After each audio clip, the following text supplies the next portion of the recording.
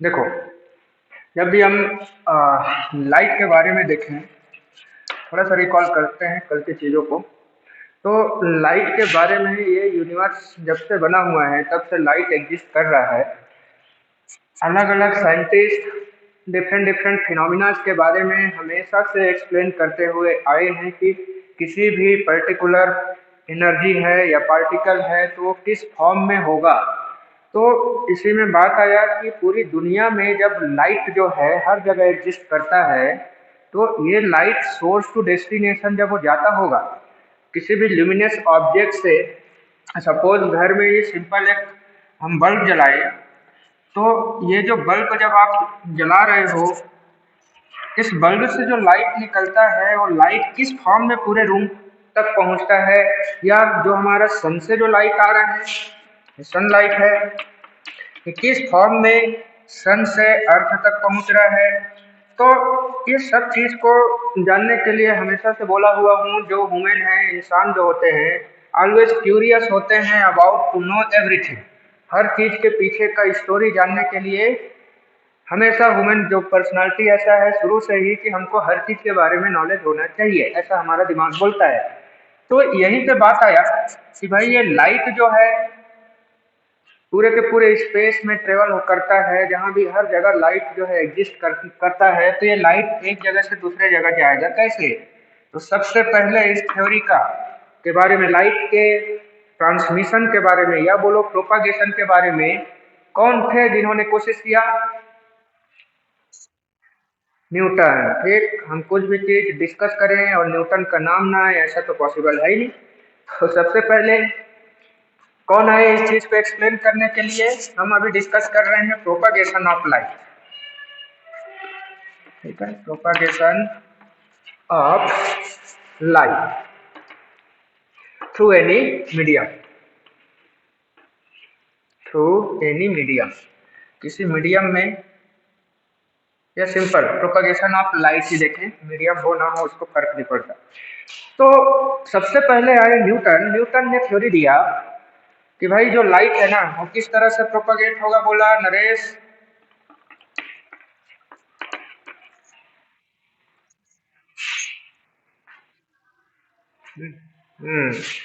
ठीक है, पार्टिकल के फॉर्म में, और उन पार्टिकल्स को ही उन्होंने क्या नाम दिया? हाँ, कॉर्पस्कुलर थ्योरी दिया इन्होंने। ठीक है, और बोला कि लाइट जो है one point two another point जो मूवमेंट करेगा वो किस फॉर्म में मूवमेंट करेगा? तो पार्टिकल के फॉर्म में मूवमेंट करेगा। बोला ठीक है। तो इनको बोला गया अच्छा ऐसा है क्या? तो बोले हाँ भाई, हमने तो ऐसा ही ऑब्जर्व किया है। तो आप किस आधार पे बोल रहे हो? आप ये कॉर्पस्कुलर थ्योरी जो दे रहे हो इसका बेस क्या है? तो बोले मैं ऐसा ही हवा हवाई बातें नहीं करता, इसके पीछे का बेस है भाई, मैंने कुछ चीजों को प्रूव करके देखा है इस थ्योरी के थ्रू। तो क्या क्या प्रूव किया उन्होंने, बताओ?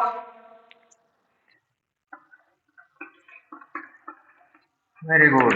ठीक, रिफ्लेक्शन प्रूव कर दिए वो, रिफ्रैक्शन प्रूव कर दिए वो, और एक करे रेक्टिलिनियर,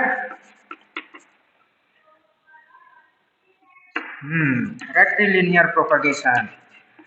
अच्छा सोचो, ये जो दो टर्म्स है, previously you are aware of this two words, reflection and refraction, ये दोनों तो पहले से जानते हो।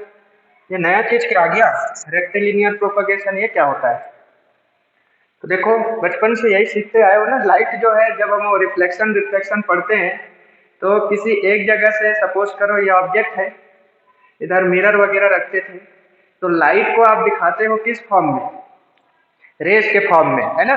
कि लाइट जो है स्ट्रेट पाथ में ट्रेवल करेगा और उसको हम लाइट रेस बोलते हैं, बोलते हैं कि नहीं?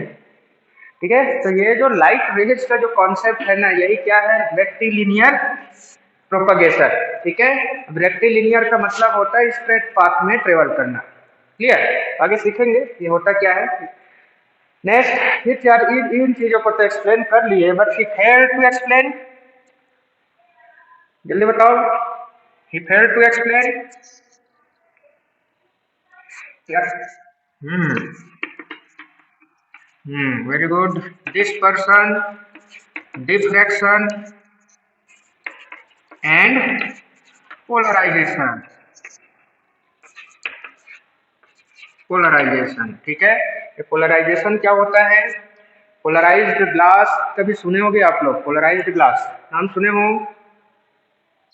ये होता ये है कि जो लाइट जो बहुत ज्यादा एकदम चमकने लगता है ना सीधा, जैसे नाइट में सपोज करो बाइक वगैरह से जाते हैं या कार वगैरह से जाते हैं, तो जो हेड लाइट आता है जब भी विंड शीट पे तो एकदम तेज रोशनी पड़ता है, तो उसी का जो लाइट का डायरेक्शन जो चारों तरफ लाइट कभी भी देखेंगे ना नेक्स्ट, तो ये हर डायरेक्शन में इस तरह से मूवमेंट करने लगता है।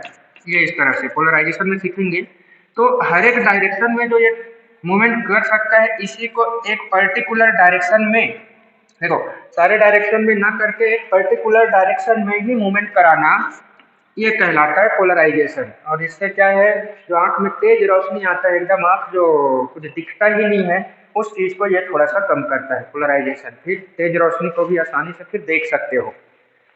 अच्छा एग्जाम्पल है उसका, जब वो वेल्डिंग वगैरह करते हैं लोग, वेल्डिंग करते हैं, देखो कितना तेज रोशनी निकलता है उसमें से। गलती से अगर 10 सेकंड भी उसको गलती से देख दोगे सर दुखने लगेगा। तो उन लोगों के लिए स्पेशल एक वो आता है, ग्लास आता है, और उसको ही उसके थ्रू ही वो वेल्डिंग कर पाते हैं, ठीक है। तो लाइट का जो एक्सट्रीमली हाई इंटेंसिटी है, जो हर एक डायरेक्शन में मूव कर सकता है, उसको पर्टिकुलर डायरेक्शन में टेंड्स टू मूव करा जाता है, वही कहलाएगा पोलराइजेशन। सीखेंगे इसको भी इसी चैप्टर में। नेक्स्ट, तो ये चीजें ये प्रूफ नहीं कर पाते हैं, तो कौन है जो इसको एक अपॉर्चुनिटी की तरह देखा फिर? इतना अच्छा मौका मिला है कि न्यूटन फेल हो गया भाई। तो न्यूटन के फेल हुए एक्सपेरिमेंट्स को अगर कोई प्रूव करेगा तो दुनिया में तो उसका नाम वैसे ही हो जाएगा ना। तो कौन है? क्रिश्चियन हाइगेन, ठीक। और हाइगेन ने कौन सा कॉन्सेप्ट दिया फिर? तो हाइगेन हमको देते हैं वेव थ्योरी। इन्होंने एक्चुअल में क्या किया, जो जो ड्रॉबैक्स थे न्यूटन के, उन्हीं ड्रॉबैक पे फोकस किया और बोले कि ये चीजें में ये फेल हो रहे हैं और इनका थ्योरी है पार्टिकल वाला। तो ना मैं दूसरा कॉन्सेप्ट लगा के देखता हूँ। तो जब वो पार्टिकल की जगह लाइट को बोले कि वेव्स के फॉर्म में प्रोपगेट होगा, ये ऐसे वेव्स के फॉर्म में एक जगह से दूसरी जगह जाएगा, तो इस थ्योरी के अकॉर्डिंग उन्होंने प्रूव करके दिखा दिया डिस्पर्शन भी, डिफ्रैक्शन भी और पोलराइजेशन भी। और बोले कि लाइट किसी भी मीडियम में ट्रेवल करेगा इन the form of longitudinal waves. सबसे पहले इन्होंने अपने थ्योरी में गजब कमाल किए हैं ये भी ना, लॉन्गिट्यूडनल वेव्स के फॉर्म में ट्रेवल करेगा बोला, ठीक। तो लॉन्गिट्यूडनल वेव्स हमारा जो बनता है उसका थोड़ा वेव फॉर्म बनाना तकलीफ रहता है, फिर ऐसे थोड़ा, फिर ऐसे थोड़ा, इस तरह से वेव्स बनते हैं उसमें लॉन्गिट्यूडनल में, ठीक है। तो बोले कि वेव्स का जो लाइट का जो नेचर होगा वो किस तरह का होगा, वेव नेचर होगा, वेव के फॉर्म में प्रोपगेट होगा। और कौन सा वेव? तो वेव हमेशा टू टाइप के ही होते हैं, या तो लॉन्गिट्यूडनल होगा या तो ट्रांसवर्स। तो या तो लॉन्गिट्यूडनल वेव्स होंगे या तो ट्रांसवर्स होगा, ठीक है। तो इसी के बारे में शुरू में तो उन्होंने बोल दिया कि कौन सा फॉर्म होगा, कौन से फॉर्म में ट्रेवल करेगा जो लाइट है, वो लॉन्गिट्यूडनल के फॉर्म में, ठीक। बट जब उनको ये प्रूव करना पड़ा ना, ये पोलराइजेशन की जब बात आया, तो तुरंत बोले नहीं भाई लॉन्गिट्यूडनल गलती से हो गया था, कैसा नेचर होगा उसका, ट्रांसफर। देख रहे हो लाइट मतलब हमारे हर जगह पे जहाँ देखोगे हर जगह एग्जिस्ट करता है, बट इसका नेचर कुछ ऐसा है ना, आज तक कोई प्रॉपरली समझ नहीं पाया। कहीं कहीं ये पार्टिकल की तरह बिहेवियर करेगा, कहीं कहीं ये वेव्स की तरह बिहेवियर करेगा, वेव्स में भी कहीं कहीं लॉन्गिट्यूडनल की तरह है तो कहीं कहीं ट्रांसवर्स भी है। हर जगह लाइट हर टाइप से बिहेवियर शो करता है। और तो यहाँ पे प्रॉब्लम आया इनको। दूसरा प्रॉब्लम ये आया, जो आप लोग बताओगे क्या आया नेक्स्ट प्रॉब्लम, नेक्स्ट फेलियर क्या था?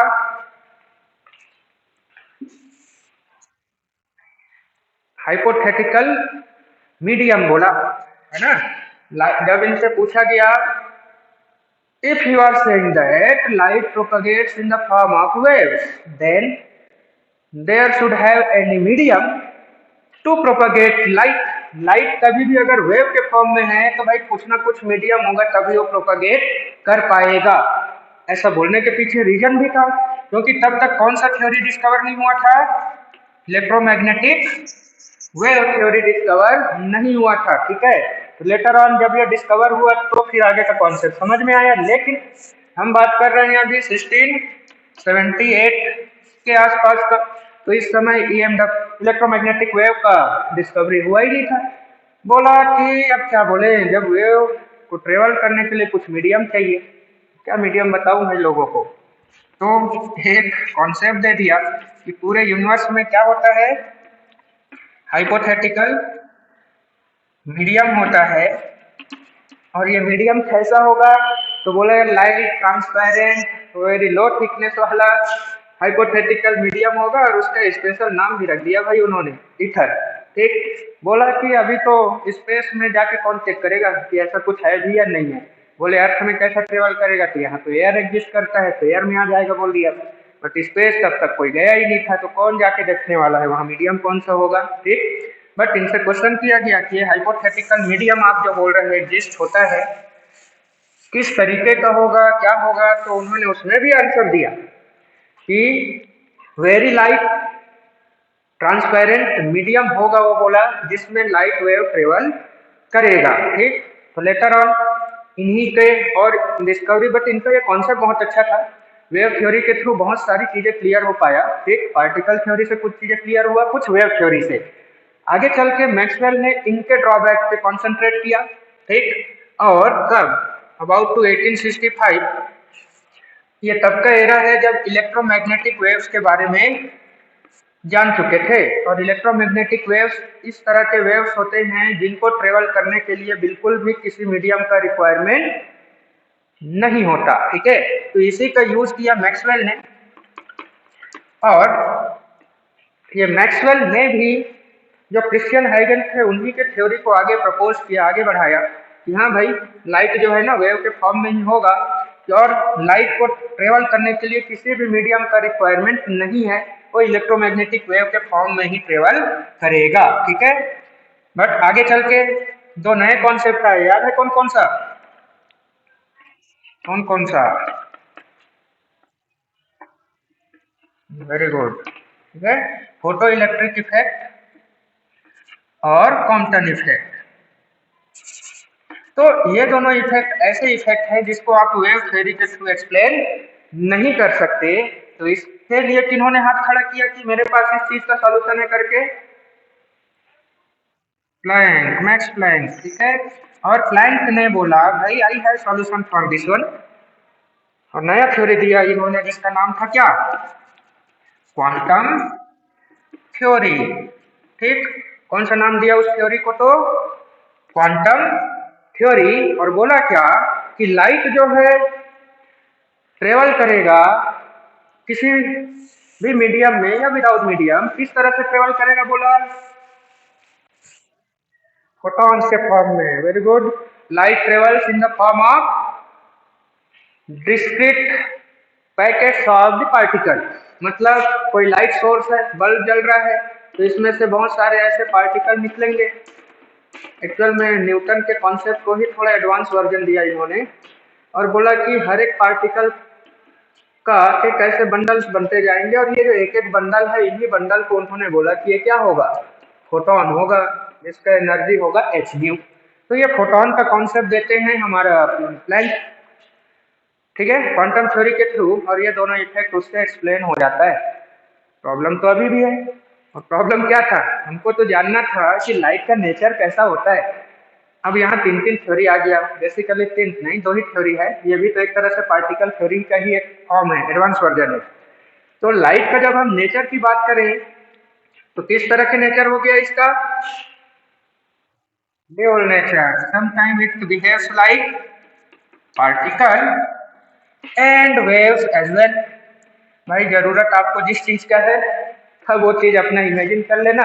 अगर पार्टिकल बनकर जरूरत पड़ रहा है तो पार्टिकल की तरह भी बिहेवियर शो करेगा, और वेव की तरह का जरूरत है तो वेव्स की तरह भी बिहेवियर करेगा। तो लेटर ऑन सारे साइंटिस्ट इस चीज में एग्री हो गए कि लाइट का जो नेचर होगा वो किस तरह का होगा, ड्यूअल नेचर होगा, जिसमें some time it behaves like particle where as wave as well. ठीक है, कि वेव का जहाँ जरूरत पड़ेगा वेव की तरह बिहेवियर शो करेगा, जहाँ हमारा पार्टिकल फॉर्म चाहिए वहाँ पार्टिकल की तरह बिहेवियर शो करेगा। तो इतने साइंटिस्ट का इसमें था अपना योगदान था। ठीक है, एक तरह से न्यूटन ने स्टार्ट किया, हाइगन उसको आगे बढ़ाए, मैक्स जो मैक्सवेल जो थे उसको और थोड़े आगे बढ़ाए, फिर at last last problem solve किया किन्होंने, मैक्स प्लांक ने अपना क्वांटम थ्योरी दे करके। और अल्टीमेटली लाइट के बारे में जब बात करेंगे तो हमेशा वो ड्यूअल नेचर शो करता है, पार्टिकल की तरह भी वेव्स की तरह भी। चलो आगे चल के तो ये सवाल तो वहीं उलझ के अभी भी रह गया है कि ये लाइट जो है पार्टिकल है या फिर वेव्स है। अच्छा मौका है आप लोग के पास, ठीक, फिजिक्स में अच्छे से और आगे बढ़ो, बढ़िया से पढ़ाई करो। हो सकता है आगे चल के कोई आप में से इसको सॉल्व कर दो कि भाई नहीं है तो या तो पार्टिकल ही है या वेव्स ही है या कोई नया फॉर्मेशन है। रास्ता खुला हुआ है सबके लिए। ठीक है, अंजलि, तुष्टि, अमन, साइंटिस्ट जैसे वो कहानी सुनाया था ना, सब अपना अपना नाम हिस्ट्री में लिखाना है। आप लोग को भी अगर लिखवाना होगा तो आगे चल के कोशिश करना। ठीक है।